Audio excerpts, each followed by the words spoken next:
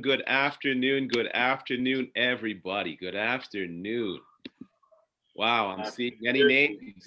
I'm seeing Mr. Carlos, I'm seeing DG. Good afternoon, good afternoon. I'll give a few more seconds for those to connect and come on into the room. I want to welcome you this afternoon. Good afternoon.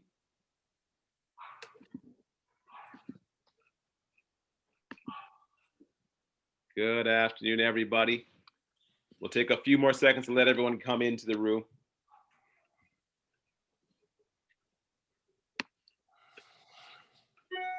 Good afternoon. Good afternoon. I see Sheldon. I see DG. I see Mr. Carlos. Good afternoon. Good afternoon. Well, let's go ahead and get started as we are going to have an interesting topic today. So, hello everyone, and welcome to today's program brought to you by the BBPA as we seek to support our community and our businesses. This program is known as the Ask the Professional series and is one of many programs brought to you by the BBPA. I'm your host, Anton James, a strategic marketing consultant and an event host and moderator. Some background on this series. The Ask the Professionals program is an interactive discussion-based series where we as a community come together to have candid conversations on issues that matter and affect us. Some of the topics have ranged from improving yourself, improving your business, improving your family, issues with mental health, issues on shadism, Black hair. And we've also had celebration programs where we talk about some of our award winners. We've talked about historic and current community leaders. The common thing that is that we discuss what matters to us. So with that said, let's get into the topic today and where we'll be discussing position your career success and legacy building. So I want to give some ground rules before I jump into the program. First, for those that have not been here before, if you go into the top corner, you're going to see either view program, you can either view gallery view, or you can do speaker view. On the bottom bar, you will also see what is a chat functionality. And that chat functionality gives you two options. You can either, as I mentioned, this is going to be a discussion-based program where we can have open discussions with the audience. If you have questions you would like to submit, you can either type them into the chat or you can raise your hand and I will call you out so you can ask the question to some of our panelists itself. Now, with that said, let's circle back and jump into the program. So in an environment where the media is often filled with negative portrayals and depictions of Black individuals, it is so refreshing to see organizations such as the BBPA, who act to counterbalance and showcase the positive and uplifting contributions of Blacks in diverse industries and sectors. While featuring Black leaders and professionals in diverse sectors is a commonplace for the BBPA, today is particularly special as we are celebrating some of the leaders and trailblazers within our respective segments. Specifically, we are joined by three winners of our 2021 Harry Jerome Awards. The Harry Jerome Awards event is an awards and scholarship gala hosted by the BBPA, which recognizes emerging and established industry leaders within the Black community. So, without further delay, I'm proud to introduce you to our panelists today. First, our Harry Jerome Decade Leader Award, Mr. Joseph Smith. And who is Mr. Joseph Smith himself? He is a PhD. His doctorate is interdisciplinary and encompasses key notions amongst the disciplines of philosophy, psychology, religious studies, and literature, with a focus on philosophies of self-consciousness within the West and the intellectual background of Black consciousness. He is a qualified elementary, secondary, and post-secondary educator with principalship qualifications. He's a co-founder of the not-for-profit organization Generation Chosen, which focuses on mental health and emotional intelligence within underserved communities. He's also a project coordinator for the Black Experience Project, housed and funded by Environics Research Institute. He's also a facilitator and a consultant in the area of anti-Black racism and emotional health with Morneau Chappelle. He's also a co-creator and co-facilitator of the Rooted and Rising Environmental Activism Program.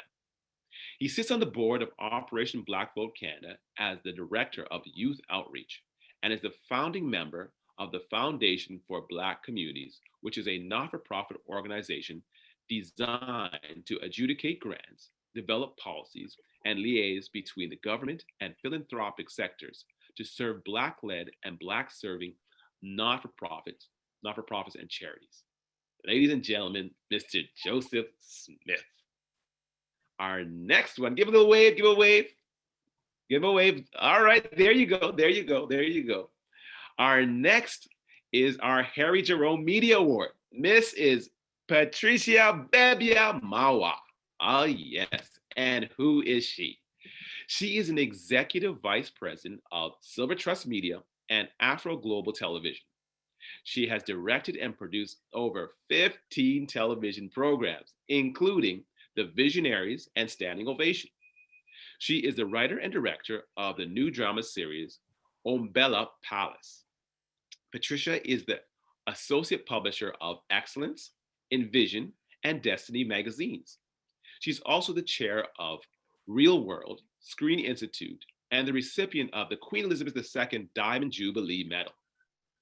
Patricia and her husband Moses has been featured on CNN International in a half-hour special. In 2016, Patricia and her husband launched Afro Global Television, a 24-hour television channel. And in 2018, they co-authored the 140 Extraordinary Canadian Legacy book. Ladies and gentlemen, we've got Patricia Bebia Mawa. Give her a little wave, give her a wave, give her a wave. There she is, there she is. And the last we've got is our Harry Jerome Leadership Award to the Bishop Ransford Jones. Bishop Ransford Jones is the lead pastor at Destiny Gospel Center, a church he pioneered and planted in 2008 in the city of Markham. He's a visionary leader, a motivational speaker, author, entrepreneur, and community advocate. Bishop Jones has championed diverse community causes and served in many governmental and community organizations, both locally and internationally, where he helped to steer organizational growth, developmental, and efficiency and productivity. A former chairman of the Canadian Jamaican Diaspora Christian Alliance, Bishop Jones served as the director of operations Save Jamaica, a nonprofit organization that focuses on investing in Jamaica's progress and sustainability. Bishop Jones is also the chairman of the Canadian Black Clergy and Allies Association. Ladies and gentlemen, well, but before I go into formally introducing, let me tell you some of the awards. In 2012, he was the winner of the African Canadian Achievement Award for Excellence in the Region. 2013, the City of Markham citation for outstanding contributions and services to the community. In 2017, extraordinary contribution to the Markham African Canadian Association. 2019, exemplary leadership as the direct overseer for the Church of God in Ontario. And in 2020, George William Gordon Award for Human Rights Canadian Jamaican Diaspora Christian Alliance. Ladies and gentlemen, the Bishop Ransford Jones. Thank you very much. So let's dive into the discussion and tell your stories. You know, one of you all, it's great to see you guys there. And as mentioned to you guys before, it's funny. Sometimes you look in society and you see individuals, and for some, everyone likes to celebrate the successes, but some don't know the cost of those successes. Some don't know what it costs to take them to get there. So we're celebrating your accomplishments today, but your past success probably wasn't always great. Can you guys share an instance when you want to give up and what caused you to keep going? I'll go to you first, Ms. Patricia. Ladies first. You have to unmute your mic, by the way. Uh-oh, Miss Patricia, your mic's muted. There you go. There you go. There you go. Yeah, I think the technician actually muted me automatically. So yeah, it's good. Oh. Well, thank you so much, Anton. And it's such a pleasure and an honor to be in this panel, with Bishop Jones and Joseph. I'm really proud of your achievements and congratulations on your Harry Jerome Award. Now, the journey, wow. So my journey started in Africa, in Nigeria, where I was born and, lived until I moved to Canada in 2000, in 2000. So prior to coming to Canada, I used to host a daily talk show in Lagos, Nigeria, which is like the biggest, city. And I came to Canada, to pursue some training organized by CBC Television, after which I went to school at Algonquin College to further, my education. And then I met my husband, Moses, and somehow I decided to stay in Canada. And when I met him, he was in the process of trying to get a TV show going, here to showcase people of African descent, because most of what was in the media then was negative. So we went door knocking on different channels. We produced, a couple of demos. If they say no, we'll do another demo and that kind of stuff. And eventually, Omni Television actually, gave us a nod, and we started Planet Africa, which has been on, I think it's the longest lasting show of its kind, featuring, people of African descent in Canada. And, a few years later on, we started a magazine and, started the awards program. And in 2016, we launched Afro Global, Television, which is a 24-hour TV channel. So, in a nutshell, this is our journey. And we also have a non-for-profit arm of our operations that actually gives back. We run mentorship programs for youth, women, and elders. So in a nutshell, in summary, that's how my journey has been so far. All right, great. Was there a moment when you wanted to give up? And if so, what caused you to keep going? I always say that, courage is not the absence of fear, but is a strong resolve to move on in spite of your fear. And I must add that most of the great things and, phenomenal things that have happened in the world were done by people who were afraid but still did it anyway. So the fact that you're afraid or you're intimidated by what you're trying to do does not mean that you should not do it. Asking, if I felt like giving up many times, and, trying to do things that are focused on the Black community is a challenge in itself, because number one, corporate Canada does not believe in us. And especially if you're, going to be sustained by advertising. And I say this carefully, but our community is not the most supportive also. So it's like a double jeopardy. A lot of people have supported us over the years, and I thank them, I appreciate them. But it takes a lot to get support in the Black community. It takes a whole lot. So those two factors actually pose a challenge. And when we started this show, the first show that we had on Omni TV, one of the reasons they actually gave us for not granting us the first time was, your community is not economically viable enough to sustain a weekly show. And we said to them, just trust us on this.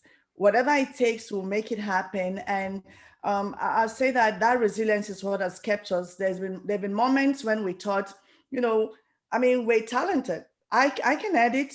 I'm a graphic designer. I can write. I can do all kinds of things. If I got a job at, let's say, another station, in no time I will be, promoted to make a lot of money to sustain my family. But I think it boils down to purpose and the reason why you're doing something. And for us, that's what has kept us going. And that resolve to make a difference, to change the narrative that we see on television and in the media about our people, is what has really energized us to move on in spite of all the obstacles. Perfect. Over to you, Mr. Joseph. Tell us an example when you want to give up and what caused you to keep going. No problem, and thank you again for having me here to speak, and everybody else who won the Harry Jerome Award. It's incredible to be in your company. I'm really humbled by even being able to be present with you all, and I think that will resonate more after I tell you a bit about my background. So I was born and raised within the Jane and Finch community in Toronto, which is a highly marginalized community based upon race and class issues, of course. And so growing up, I never, ever believed I'd ever be in the room with other individuals that are at the caliber of people that are in this room right now and in this space. Didn't even know if I was going to be successful at all. I thought I was going to have my life kind of cut short at early age. But a number of things happened. My mother is my superhero. She's the one who guided me along this way. She taught me everything I know, and she taught me what it meant to be a leader and what it meant to give service to your community and what it meant to sacrifice. She was an immigrant from Jamaica. And when she came to Canada, she wasn't able to practice teaching, even though she had practiced teaching for 11 years prior to. And so let's say when she was here from like 89, between 89 and 2004, she went back to school, did everything she could to be a teacher, and it took that much time for her to get a full-time secure gig with the TDSB. So of course that created a lot of economic disparities for us. I was really good in school, but when I got to high school, I started to have a lot of adverse experiences with teachers who were racist and classist, of course. So it started to affect my mental health in a variety of ways. I didn't know why, and I didn't know how it was happening, right? So I was experiencing depression and anxiety. And in my local community at the exact same time, there was a lot of turf wars and internal strife between different neighborhoods. And so that was contributing to my mental health issues at the time as well. But I met one teacher who pretty much took me under his wing and taught me so much. After school, before school, lunchtime, talked to me about philosophy and psychology and politics, and taught me one-on-one a lot of things I know. So he got me into a program that took me to York University while I was still in grade 11. And I got to sit alongside first-year university students who were doing a poli-sci course. And the catch was, if you do this course and you do it well, if you get an A, you get $5,000 scholarship. I ended up getting an A+ in the course. I got $5,000, and then I got $12,000 from community individuals jumping on board and saying, I want to support this young man going forward. Fast forward, first year university, everything's going well. I'm excited, I'm motivated, I'm geared up. I'm actually feeling like I'm able to climb my way out of my marginalized position. I took some of that money to go backpacking that summer, my first year university. I'm like, I want to live like other people live. I want to see what I see on TV. I want to have this kind of North American experience. So I backpacked. I went to Europe. And I traveled for a month and a half, and I got to Athens, Greece, and I spent 7 days in Athens, Greece. And I was going from Athens to Italy. And when I got to Italy on a ferry, I was stopped by police officers. And those police officers asked me for my citizenship. I couldn't find it on my person. I think I had lost it at that time. They handcuffed me to the ferry and sent me back 22 hours on the ferry back to Greece. When I got to Greece, police officers stopped me and talked to me. And I thought they were going to help me and bring me to the embassy. They actually brought me to an illegal immigrant jail cell where they left me there for 5 days, and it was meant to be 3 months. And I was there for 5 days, dramatically experiencing the impacts of racial prejudice and discrimination and class prejudice and discrimination. They thought I was an African running away from Africa, even though I told them that I was Canadian and I spoke English. I won't explain how I got myself out. We can leave that for something else. But that was a moment where when I got back, I suffered from PTSD and all sorts of other really nefarious mental health challenges. And that was a moment when I felt like giving up, because I was like, wait a second, I thought I expanded my horizons. I thought I found the way out of my neighborhood and the issues that were plaguing my neighborhood. But then I got into wider society and I realized, no, not everybody's gonna see you the way you see yourself. And so I was kind of pushed back into a subsidiary position mentally in terms of where my place was. And that was really something that I had to overcome to get to where I'm at now. Wow. Oh, Wow. amazing. It's always interesting. Anytime you hear about, you talk within our community, everyone, it may be different, but everyone seems to have gone through their own Red Seas moment. Some is more dramatic. Now, that is absolutely catastrophic. Yeah. It's really strange how it goes. I want to peel that back down a little bit more. But before I do, let me go to the bishop. Bishop, over to you. Thank you so much. I am honored and humbled to be with you today. I want to celebrate and congratulate all the honorees, especially those who are with us today. I am grateful for this privilege to be with you, and I am thanking God because of His grace. I am what I am, or who I am today. Amen. My my journey has been one. I grew up in Jamaica. My parents had 8 of us living in rural Jamaica. Many times we had to struggle through poverty and the lack of basic necessities of life. I was thinking this morning, and I said that in the 80s, I didn't even knew what electricity was, or Mercy. or having running water inside my house in terms of a pipe or stuff like that.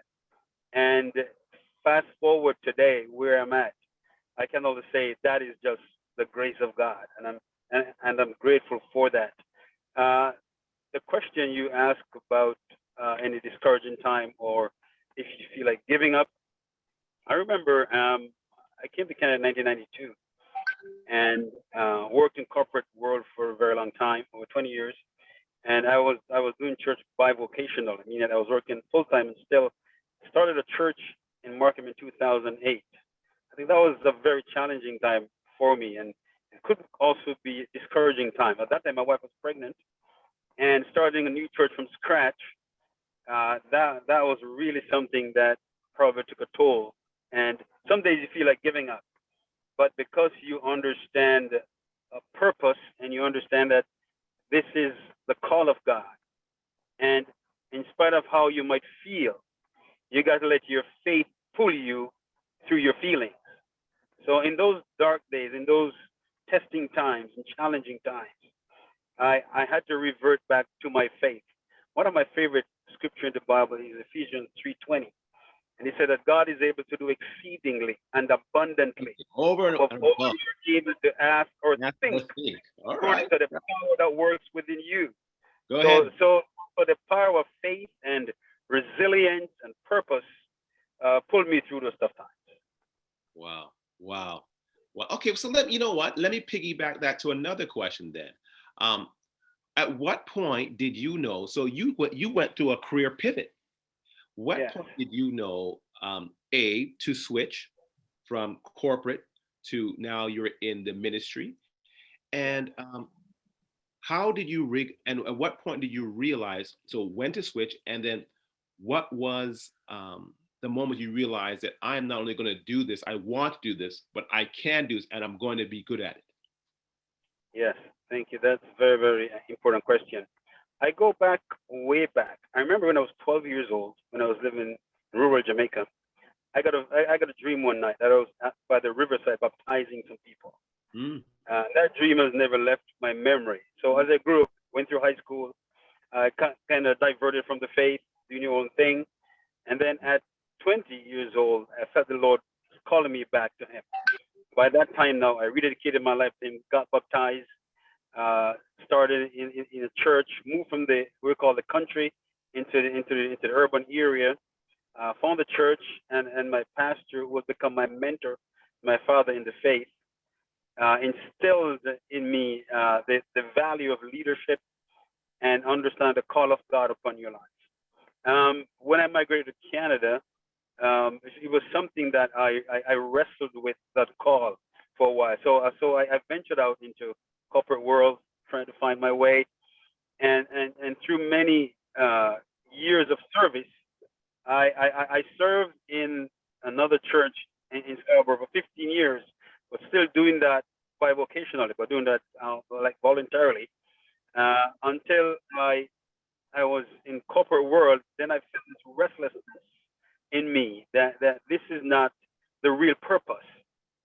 and out of that restlessness was birth the idea that I have to get some consultation, some counseling, much prayer, and then within my own self, even through prophetic utterances and people encouraging you, I felt that was the time for that transition.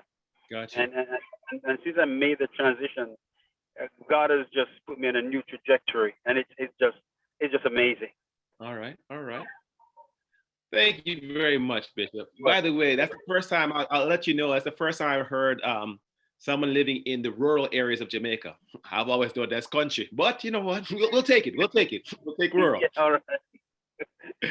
Mr. Joseph, over to you. So, hey, you know what? Going through the situation that you talked about earlier on, where you've now gone through this traumatic phase when you're just starting your educational career? What made you pursue and say, you know what, despite that, I'm going to go on, do my bachelor's, do my master's, and go on to do the PhD to where you are now? What was the driving force for you? Thank you for putting it back. And a lot of the sentiments expressed just now by the pastor really resonate with me with regards to faith, pushing through your feelings and creating that level of resiliency. I didn't have that at 19 years old at that extent, the way I have it now.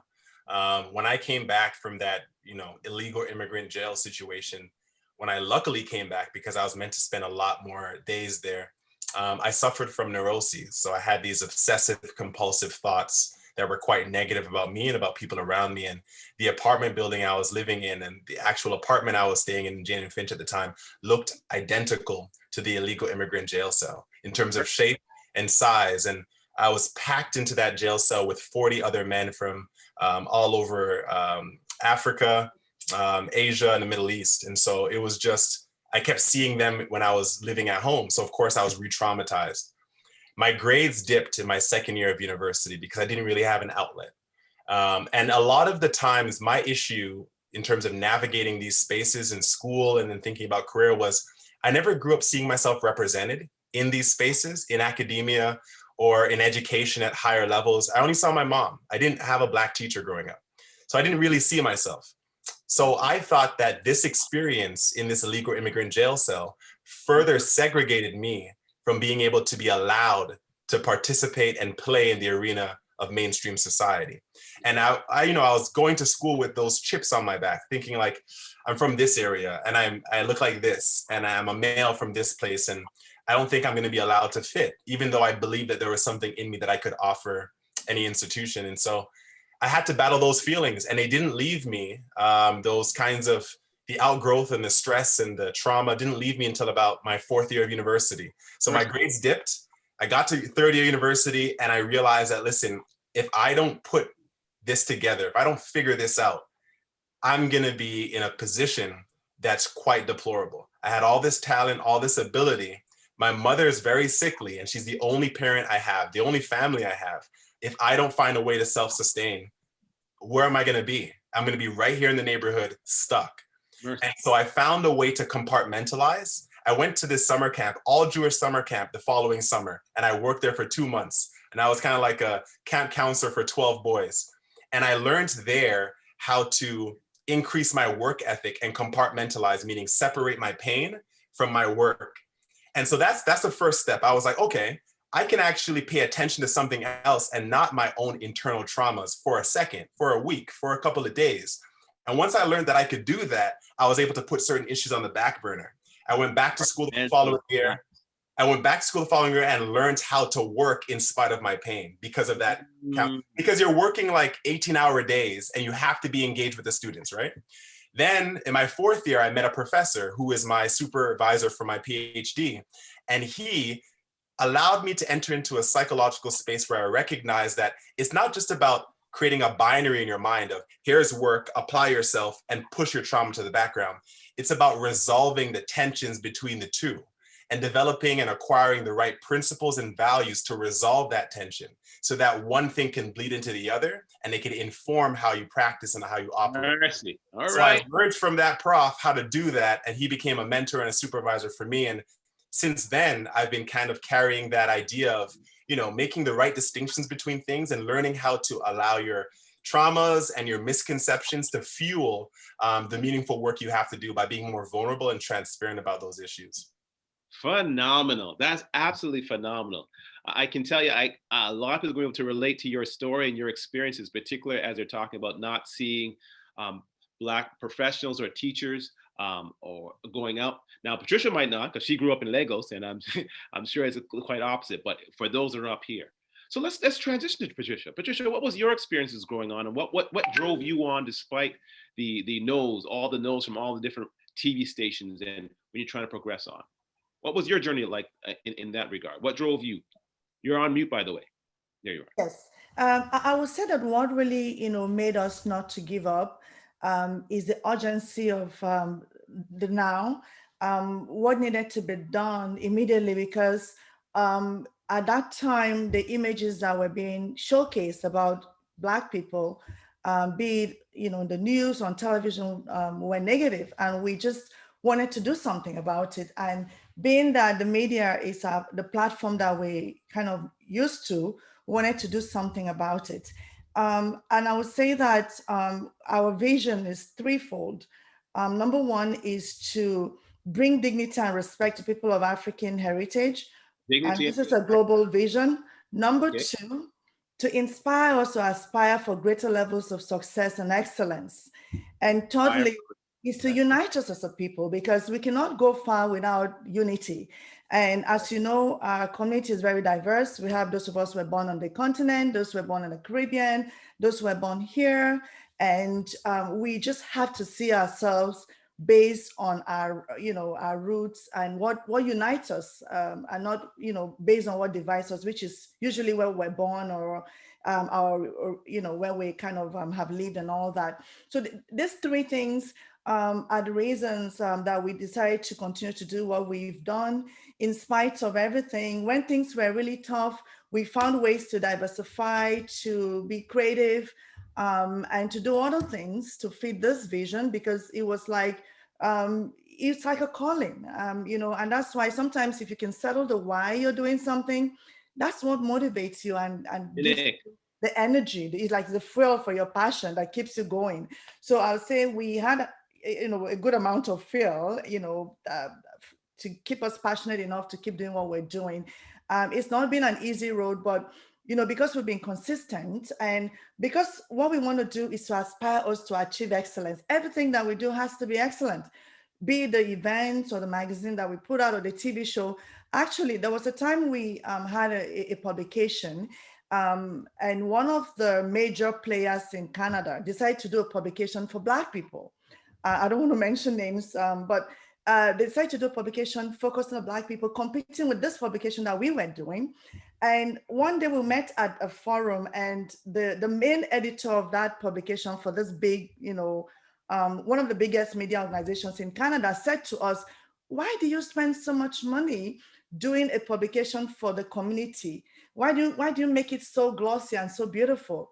And we said, "Because our community deserves to be showcased in the best light." And you can see that we made up our minds that the publication would compete with the Oprah magazine, Airborne, any magazine out there.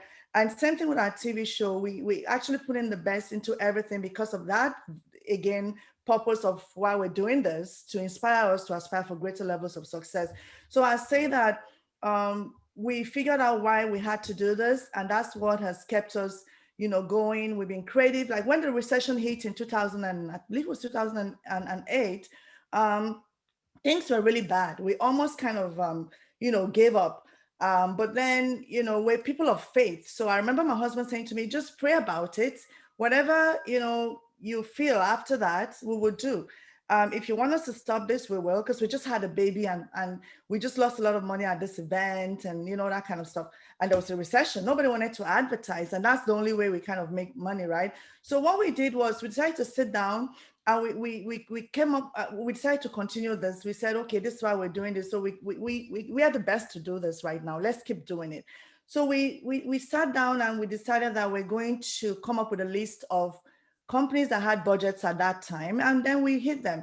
We moved to Ottawa and started going from one embassy to the next, saying, "Oh, we can do a magazine for your country to promote tourism and trade and all that." And before we knew it, we're doing magazines for countries. We did for Kenya, Nigeria, Zimbabwe, and the list kept on going. And at the end of the day, we did over 20 publications in our Discover magazine series. So you can imagine how a recession propelled us to be creative, to come up with other things that expanded our horizon and our footprints. So we come up with things like that from time to time. Like right now, we're pivoting too. Hold on, I want to stop you now. Yes. Because I want to keep it focused on other things. I'm excited to hear your future and what you guys are currently doing. But I just want to keep it focused. We're going to get back to that. Because the one thing I want to find out, you're mentioning a couple things here, and I think it's really great. There's a commonality I heard. I heard there's faith. I've heard mentioned by all of you. I've heard there's introspective and really pushing beyond whatever your internal challenges were. I've heard being creative in actually finding creative ways to deploy or doing things juggling multiple things simultaneously, whether it was work, whether it was school, what was pivoting. Let me ask you this. Let me pivot a little bit here and ask, what is three things that you intentionally did to position yourself for success going forward? Three things. Is that for me? I'll allow you to start off with that one. Just three things. Okay, three things. Number one is knowing your purpose and what value you add to the world. Number two is just make sure that excellence is your watchword, it's your middle name.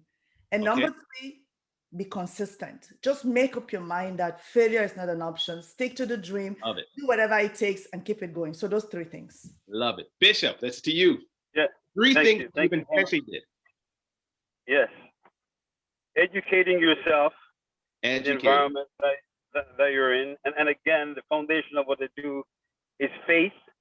And then you got to have that, as Patricia said, you got to have resilience. That intestinal fortitude is going to push you in spite of the obstacles. Joseph, over to you. Three things. It's a hard one, man. This is a hard one, but three things. I have to start with the education piece, of course, for me. For sure. I stayed in school despite it all, despite all those traumas, despite all those adversities. And what it allowed me to do was just, think creatively. And that's my second part. It's that innovation piece, right? Once you equip yourself with enough information about past worlds, past experiences, politics, whatever it might be, you're able to be innovative so you can build upon things that have been done before. Third thing I'll say is, it's hard to say this is a third thing, but it's discipline, but it's because of what I saw in my mom. So it's like that consistent commitment to showing up for people, even when you feel horrible, feel like trash, whatever it might be. Just, I'm committed to this and I'm sinking my teeth into it. I'm not going to stop. Tenacity. Love it. All right. So let me ask you the next question. I'll go to you then. Let me ask you this. What's the one thing that differentiates you, whether it's you and your experiences, from others? I think from a very early age, I learned from my mom the importance of being transparent and open and introspective. I think when I was younger, it was really rare for you to hear a young Black man talk about their emotions and their thoughts and their feelings and all these kinds of things.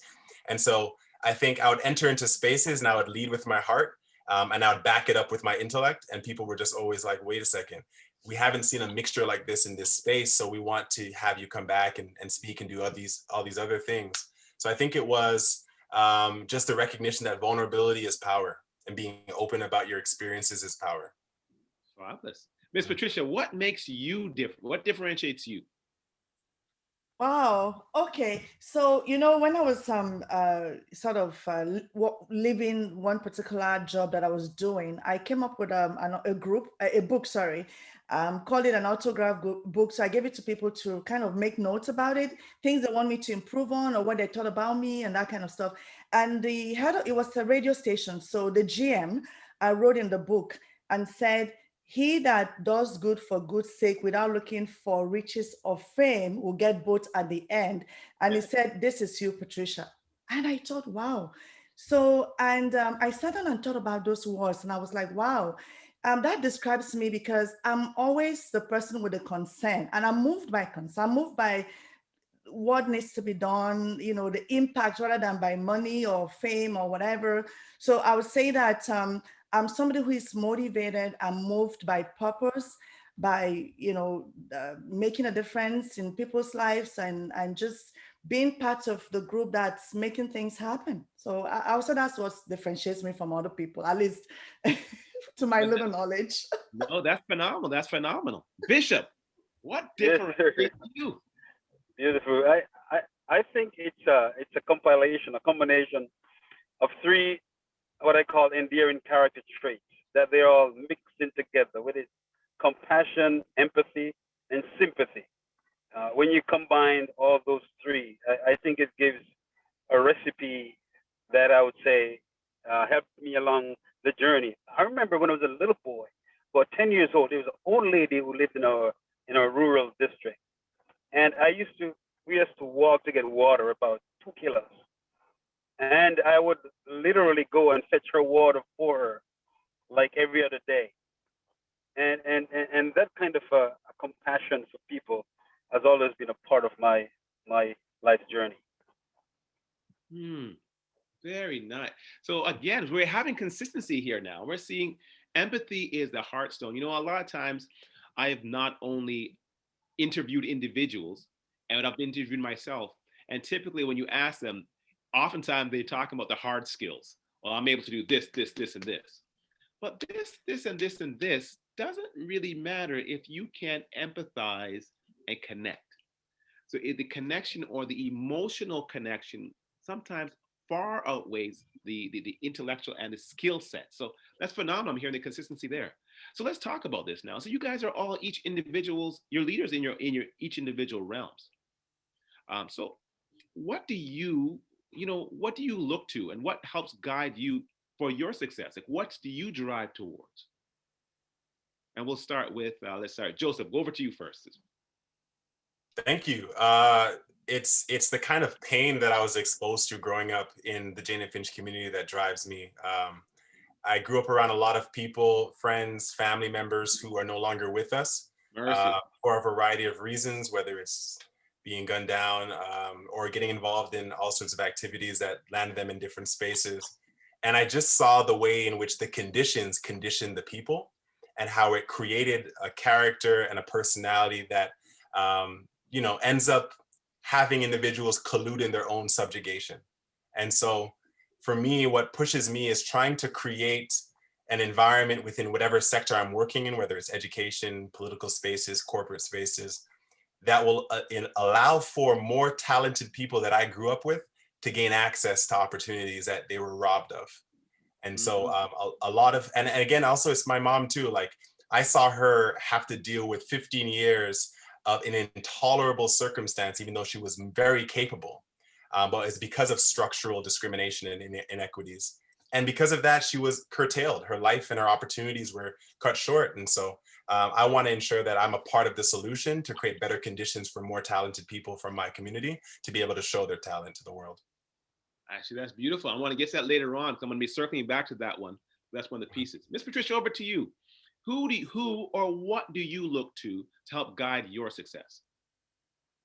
First of all, I look up to God, and I wrote a piece the other day titled "The Magic of 24."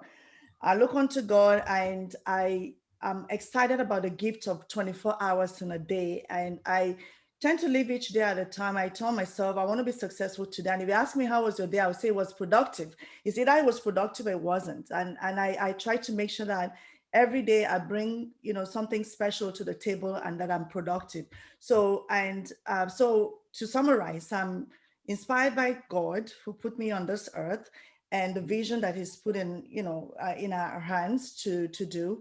And thirdly, I'm inspired when I look back at the impact that our work is making, and I want it to make more impact. So those things inspire me to want to do better and be better.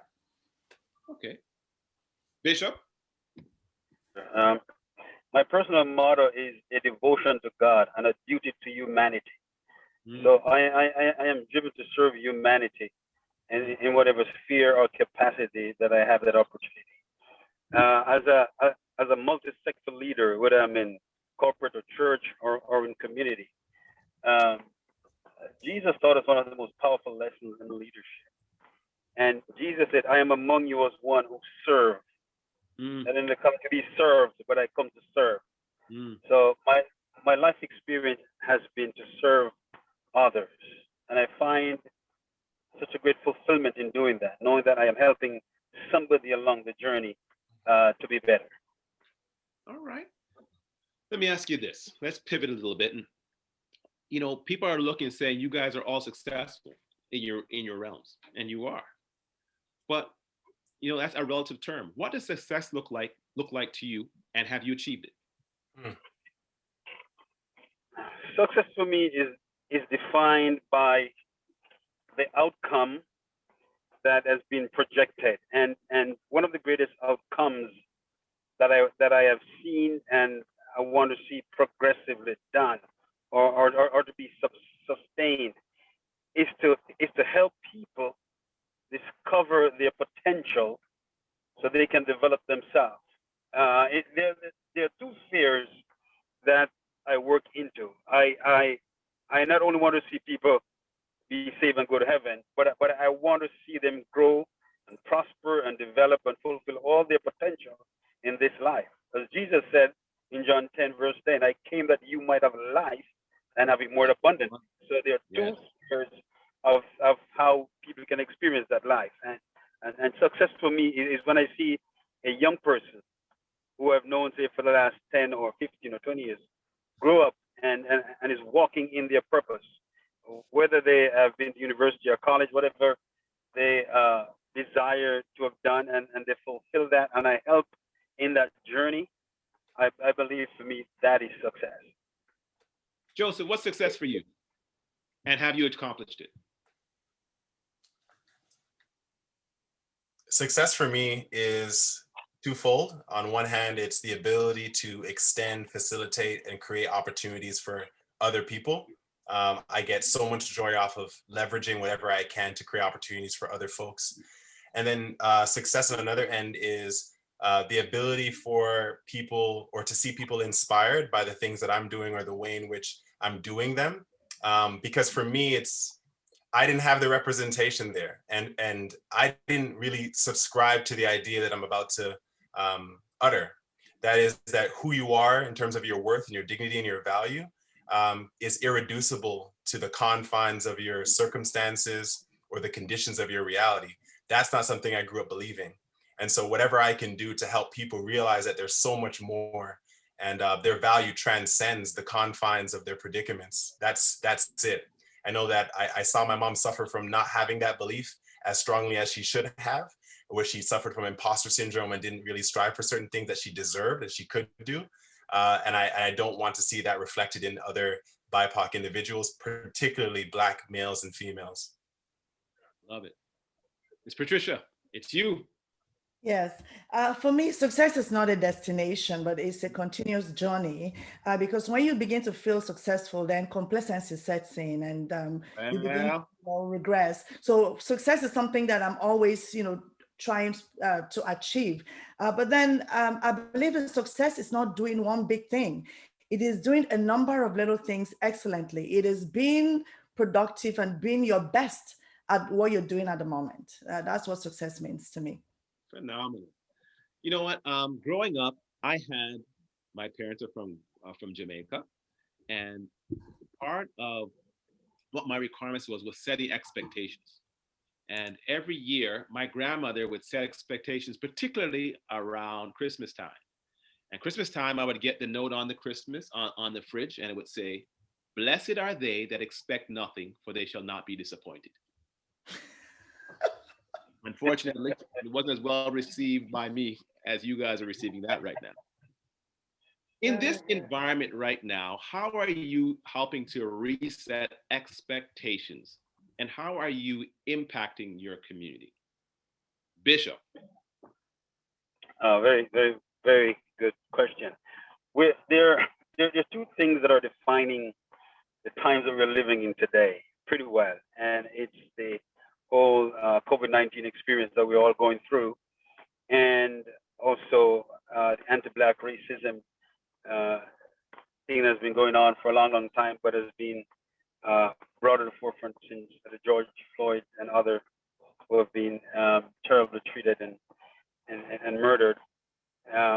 So it brings a sense of awareness to us, but also a great deep sense of responsibility to us, not only personally, but as a community, that we have to do enough to leverage whatever positions or influences that we might have, using our positions, using our influences to ensure that our voices are being heard in the right places, so that we can effect sustainable changes in society. And as a community advocate, as a preacher, that is one of the things I have to use my voice or my influence or whatever resources I have to ensure that has been given to community to make the radical or sustainable changes that needs to be made. Absolutely. W. Du Bois said that the talented tenth should reach back to and help out the community. Joseph, how are you doing it? How are you getting involved to impact the community? My attempt to make indents in my community with regards to certain longstanding issues comes in the form of Generation Chosen, which we started back in 2016. And in light of the stories I've told here today, we started that program to deal with and help young people cope with mental health issues that result from race and class barriers in their community, in underserved communities. And so when we started Generation Chosen 2016, we had about 3 participants and 3 facilitators, not a lot of people. And we've grown since then to cater to about 300 youth and young adults across the GTA and have a staff of about 33. And that includes psychotherapists as well as staff under 30 who really do the teaching and the learning in the space. So it's youth-led and youth-driven and youth-focused. But one of the things for me, the first 3 years, we had no money. So I was putting my own money into it for my teacher's salary. And I was using some line of credit money to support the neighborhood and the community. And, for me, it's about that sacrifice. Everybody else on the panel spoke about service and the image of service. And of course, that goes back to, if you're a religious person, the example in terms of Christianity of Jesus Christ, and being of service and trying to lead a life of service is really the most rewarding thing. So I think one of the biggest things I try to do to help my community is being available to my community. A lot of people get to a certain point in their careers or professions where they are almost unavailable and they can't be approached. Staying approachable, staying available, not becoming a gatekeeper, being a person who tries to open up opportunities for others. That's what I've tried to do. And my nonprofit's been a model of that. Phenomenal. Miss Patricia, how have you and your organization and your multiple organizations impacted the community? And what are you going to do so that you are remain open doors for the next generation? Yes, COVID-19 has helped to expose other pandemics that have been going on for years. And one of them is racism.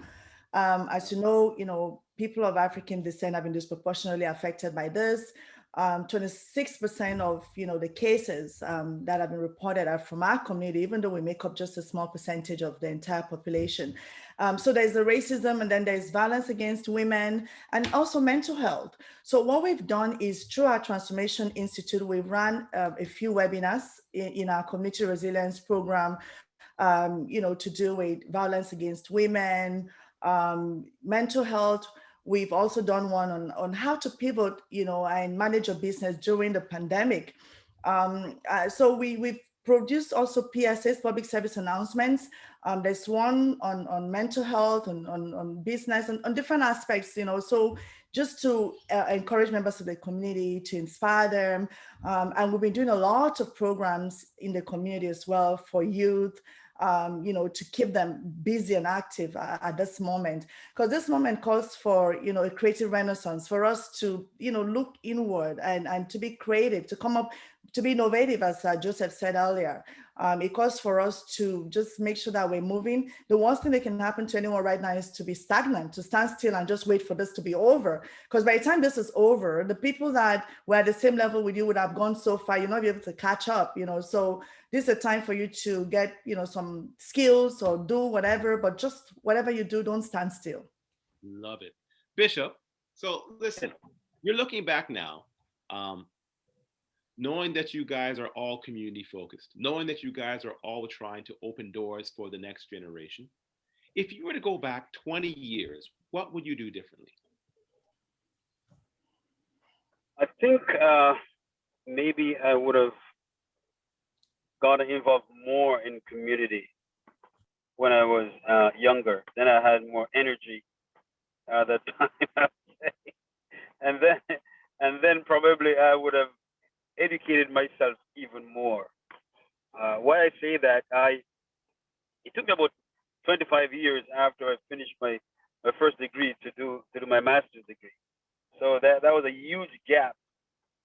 So probably I would have maybe educated myself more when I was younger. Interesting.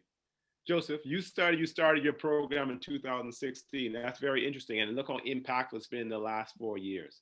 But if you were to go back 20 years, would you do anything differently? 20 years ago, I was 12. So let's see, what would I do? I'm 32 It now. doesn't matter, man. Around Okay, that? say 10 years. Yeah. Say 10 years. Yeah, maybe 12 or less. My math is not great, but yeah, I would, it's hard to say what I would do differently. I really do like what I've done, and the way we've kind of mapped this out, because it's youth led. And so it's really good in that regard. But I think I would have been less shy to make more connections. I was a person that kind of, it's all about school. I'm focusing on this, and all I want to do is be a prof. I don't want to do anything else. And it kind of fell upon me when I was about 25, 26, and other opportunities came up for me, that I extended myself into working with community and political spaces and corporate. And it just kept trickling, and more things were coming my way. I would have probably got involved even earlier, right? I just didn't know that these things existed. I felt so marginalized and separated from mainstream institutions. I had no clue that it was even out there. So I was like, I'm going to be a prof, and that's it. And I would have earlier on realized, oh, your career path doesn't have to be so limited. It could be broad, it could be diverse. And so I think opening myself up to those opportunities earlier would have been great. We only have 2 minutes left, but over to you, Patricia. What would you do differently going back? Actually, you know what? I want to find something else different, because we only have 2 minutes left. What would you say to the next person that wants to follow your footsteps? What would you say to them, Patricia? I would say do not be afraid to follow your dreams, and make sure that every day you're doing things that are moving you closer to where you want to be. If you're doing things that are taking you further away, stop, reset, and then keep moving forward. And find the people who would mentor you and show you the way, and do it. Do it. Yes. Bishop, someone's say, following your footsteps. Someone comes to you. Yeah. What are you going to tell them?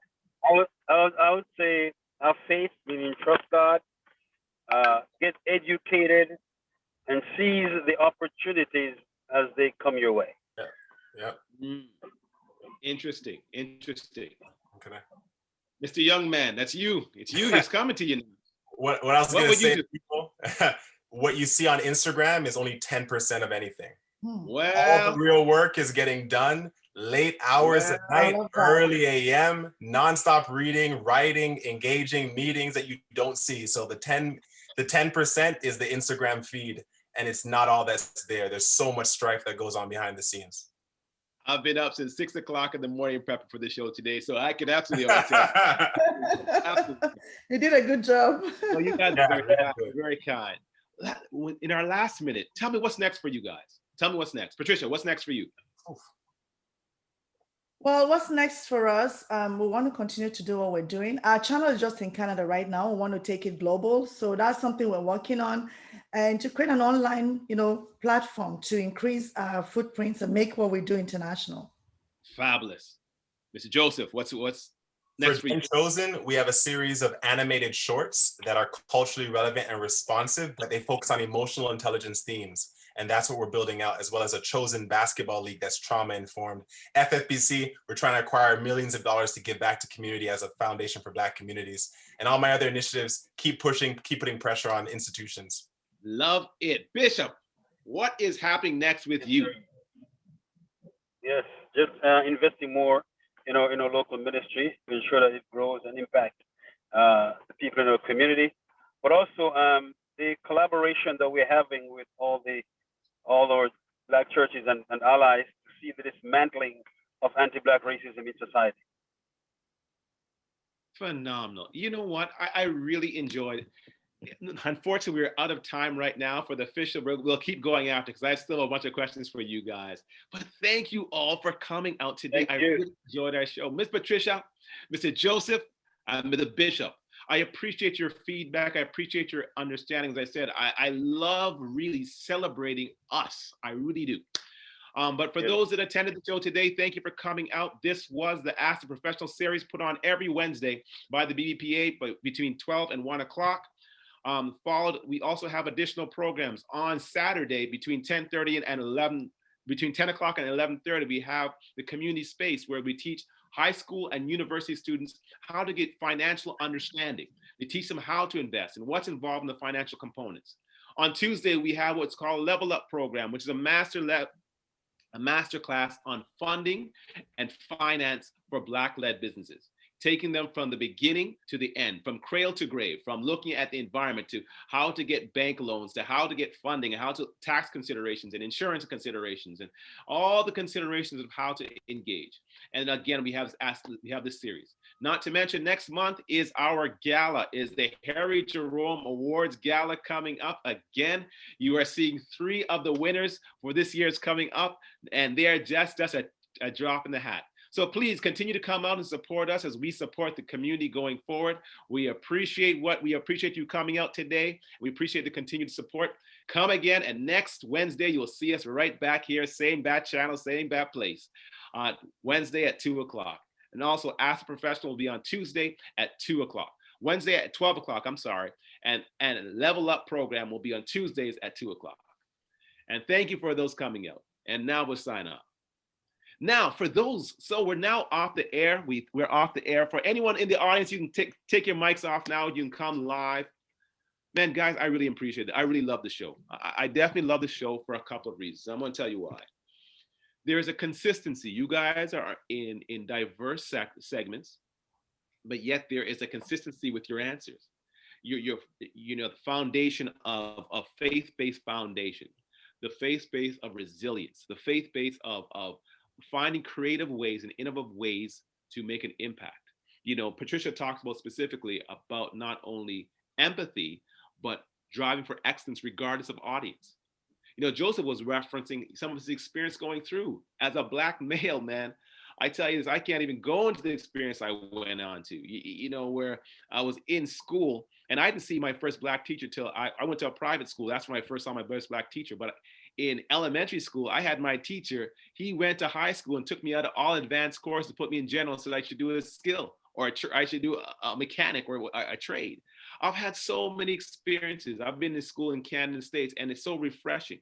Bishop, you have gone through one realm. You did a real, 180. You started off ministry, then you went corporate, then you came back ministry. It's just funny how God directs everything, and really the steps are ordered. They really are ordered.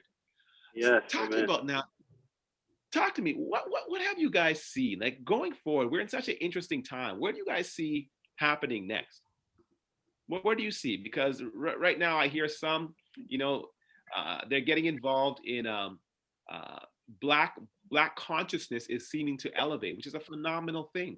Thanks in part to Patricia and some of your media and some of your different distributions, you're helping to. I've been seeing her for years. I've been seeing her, their channels, their magazines for years, and it's now starting to get traction. So it's really where we go next with that. Where do we go next? Joseph, it's phenomenal. Yeah. I'm looking for you. I'm telling you, man, you got to keep pushing through. I love it because you hit it dead on. A lot of our students, they don't see any Blacks. They don't, again, as I mentioned to you before, I went to school in the States. I would see a lot down there, but coming back to Canada, nothing. I had one at U of T. I had one profit U of T, but I went to private school. That's why I had several. But prior to that, none. So when I see what you're doing, it's phenomenal. Honestly, I think we're in a moment of like a Black renaissance, and it's not new. We've been here before. When I think about 50s and 60s civil rights movement and activists and what was happening in arts and sports and what was happening in politics and education, there was just a desire and a passion, and it was perennial. And it reverberated across time. And I think we're inspired by that legacy. And I think we are in a moment of a Black renaissance in a variety of ways of activism and corporate spaces trying to revamp themselves and hiring Black people to do that work of revamping and changing. And in media spaces, different imagery, different examples of what it means to be Black. And so I think where we're going from here is hopefully we can sustain this differently than we did before. There'll be a sustained effort where what follows this era isn't a whole host of stereotypical representations and figureheads being put in place, because that's what happened in the 70s, 80s, and 90s, right? You have like a dying down of that renaissance, and you have like a replacement with stereotypes and caricatures of Black life. So I'm hoping that now we realize that this is going to keep returning. Issues around George Floyd that led to his murder, these things are going to keep happening over and over if we don't get it right this time. You know what? One of the things I think you hit it dead on, but one of the things I think that we've got to have is strategic, directional, an intentional movement is not only the renaissance of the diverse sectors, but we've really got to be able to tie that to economics. Because at the end of the day, unless we control our economic base, we can't support the individuals, whether they're in the arts or in the schools or changing curriculums or having impact on politicians, etc. I really think that's one of the components that drives forward. From a church perspective, I think morality is changing. But Bishop, how do you see within your churches there? How do you see the morality or um, the continued association within community and community needs and in the next generation on morality? Yes, one of the things that came out of even the anti-Black racism movement, I have brought wide section of the Black church leadership and denominations together. Yeah. That's why we formed the Canadian Black Clergies and Allies, those who want to come alongside us to ensure that we leverage the things that is available to us.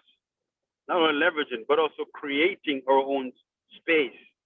And we really want to impact, especially our young people, and bring them on board so they understand that there can be a better future for them, and that we're trying to create that kind of a space. And as Joseph mentioned, that there's really a renaissance of Black people, and we got to capitalize on that in this time, in this moment, and ensure that that is sustainable over time.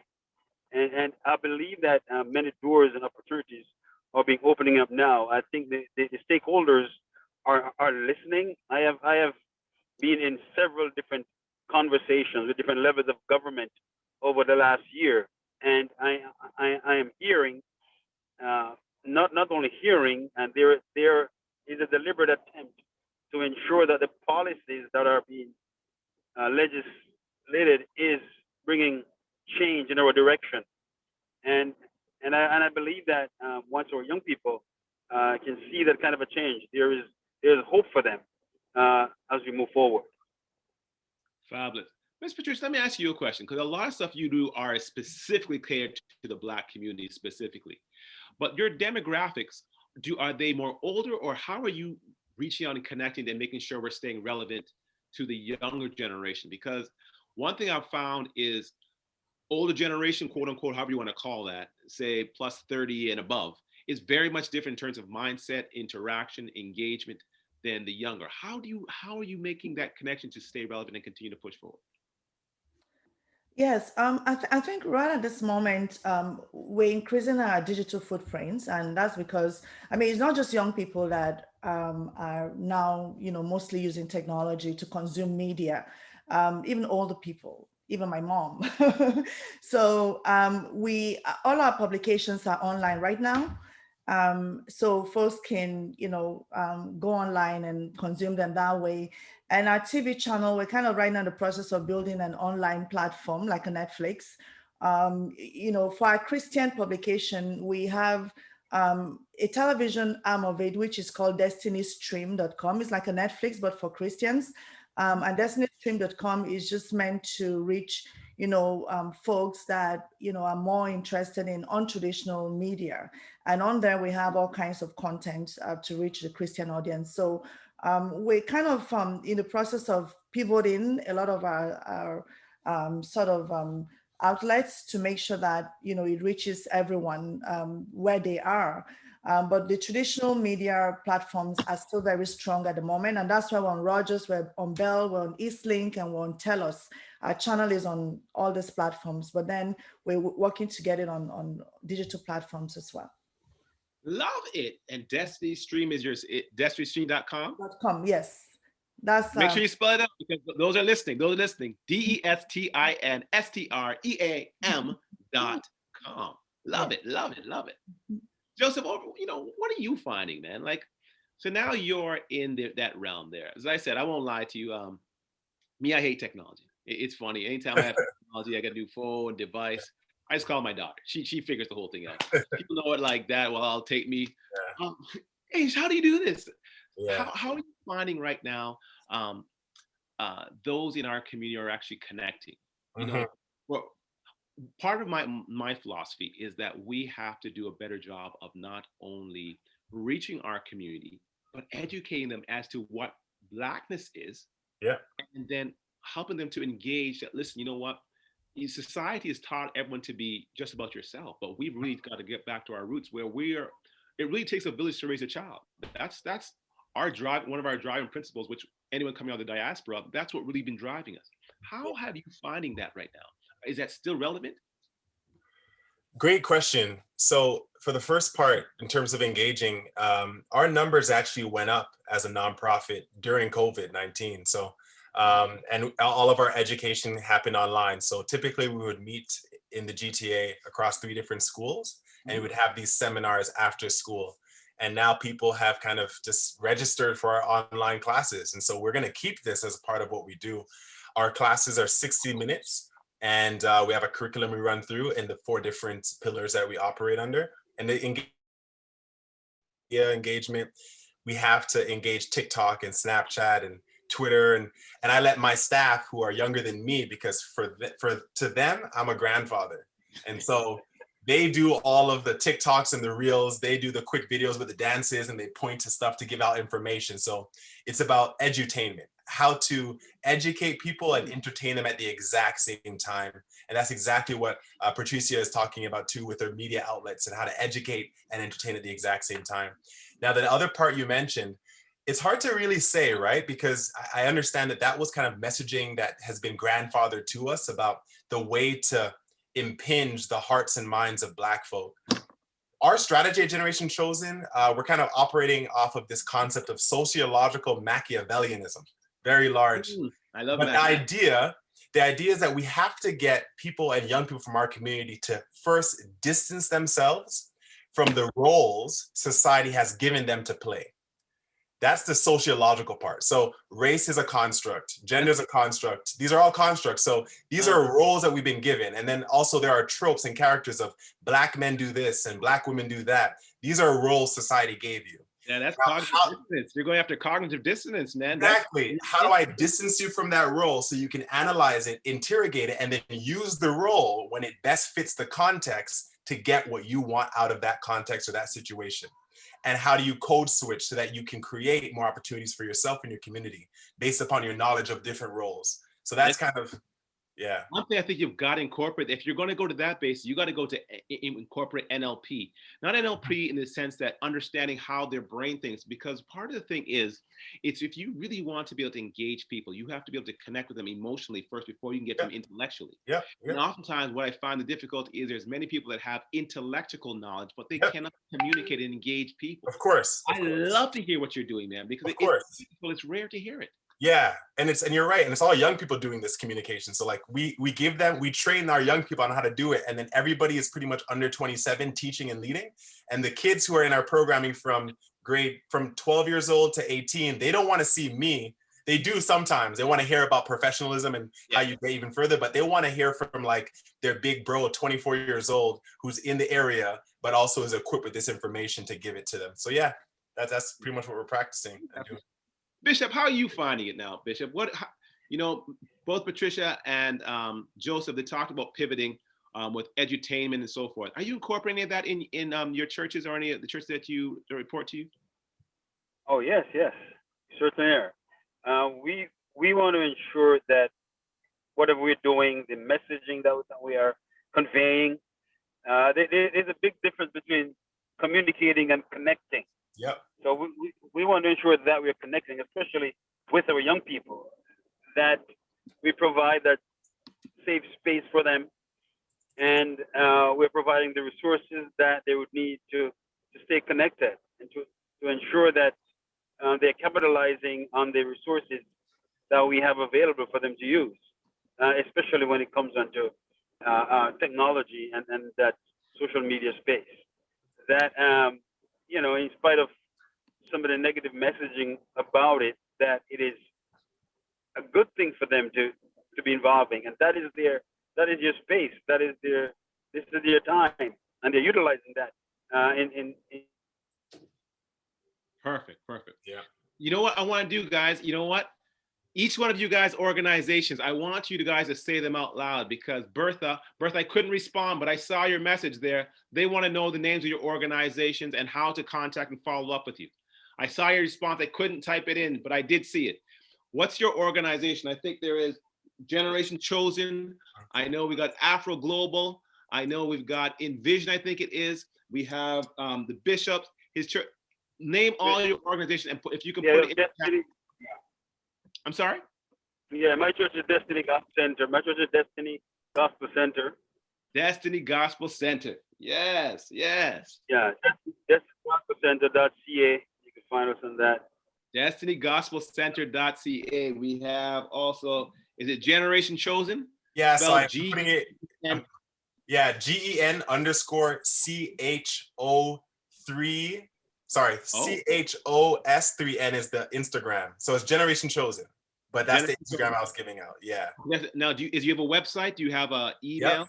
Yep. So this is, I just put into the group the Instagram handles, website. So I'll do it now.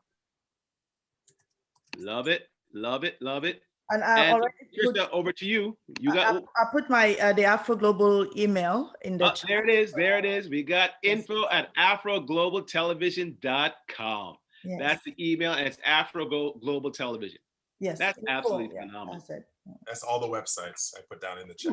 Oh yeah, we ain't playing around now. We got them all now. We got them all. We like it. We like it. We like it. Yeah. Mercy. Well, you know what? I'm gonna be wrapping it up just shortly. Last thoughts before we actually go. Is any last thoughts? Yeah, you know, a few things were said earlier, and I just wanted to recap about this moment. Joseph said at this moment, it's like there's a Black Renaissance going on.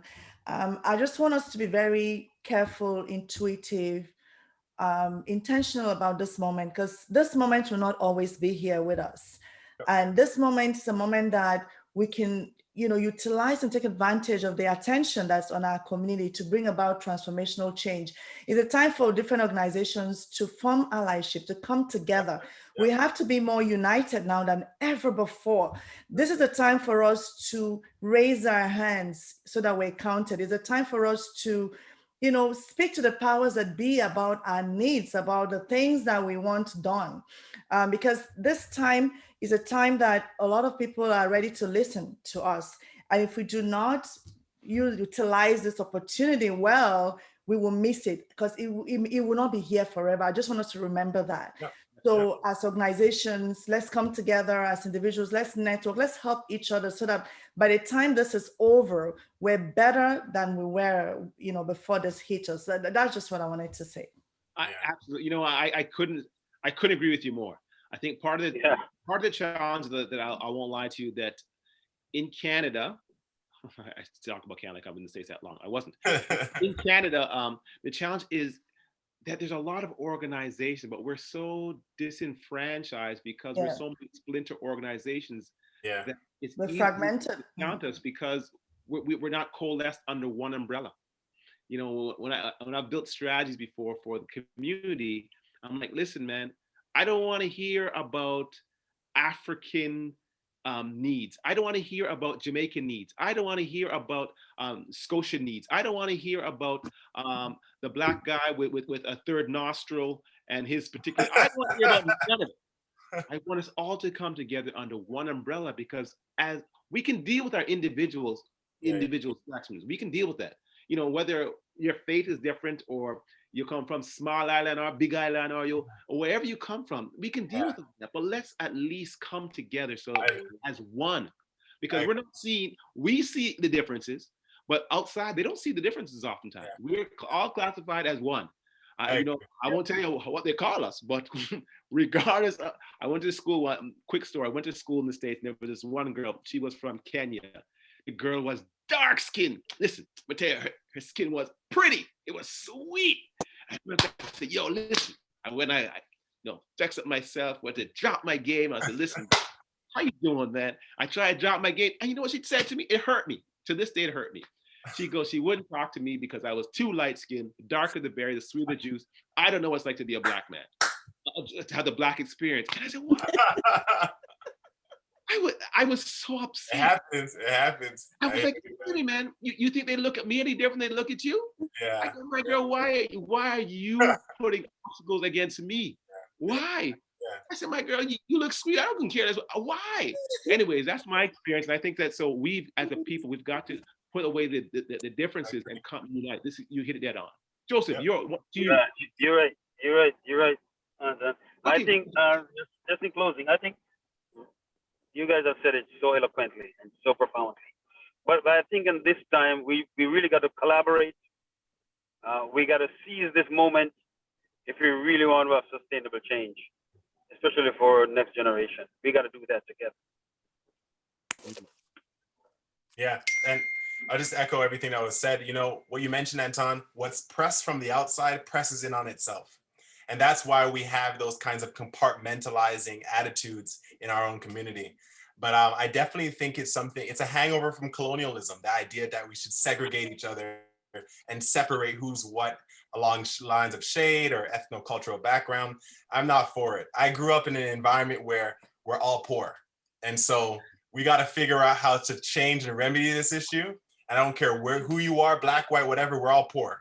So we got to figure out how to deal with this. And at the end of Martin Luther King's life, he was moving in that direction of dealing with class issues that pretty much trump particular issues around identity in general. But for the Black community, I agree. I don't see any differences. It's just we're Black. And so the uniquenesses are something that we should enjoy and not oppose.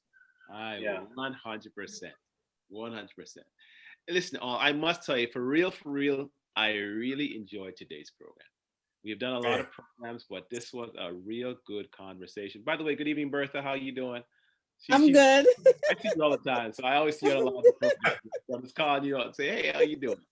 But I really enjoyed the program. I really enjoyed the diversity of thought, Very enlightening. and the perspective and the genuineness that was displayed. You know, when you have teams that have a heart for engagement and heart for making a difference, a heart for excellence, a heart for change, not just in words, because there's many that can talk, and True. what talk, but they actually make a difference. And you guys are each, well, first you're all each award winners in and of yourself. You guys actually are. You won the but over and above that, you've done things when you didn't even get a recognition. So it's not recognition driven. The fact that you got recognition is an added bonus. Sure. But the bishop talked about when he wasn't even getting awarded, he wasn't getting recognized, and yet he's you for years you funded the organization yourself. Own pocket. You know, Patricia, you sit down there, and I remember, man, when they're sitting down there starting off, and you didn't hear anything, but now they're moving forward, and I love it, man. You know, I venture to say most within our community, particularly those that are beginning to raise up, have gone through similar experience. I have all hours of the night, I'll work and do this and not a penny in my pocket. I'm sitting down there. But, that's it. But we're striving towards the goal. We press towards the mark. We continue to press towards the mark. So let's continue pressing on the mark, man. Absolutely. I think, you know, at some point I would love to have another show. I'll bring you guys all back because each one of you guys are individual stories that are interesting, man. They're interesting. I want to hear your story. I really want to hear that. God, I don't know I'm not doing that. No, that I don't know I'm can't do that one. Oh, hell, my friend. It was absolute hell. Yeah. Hell.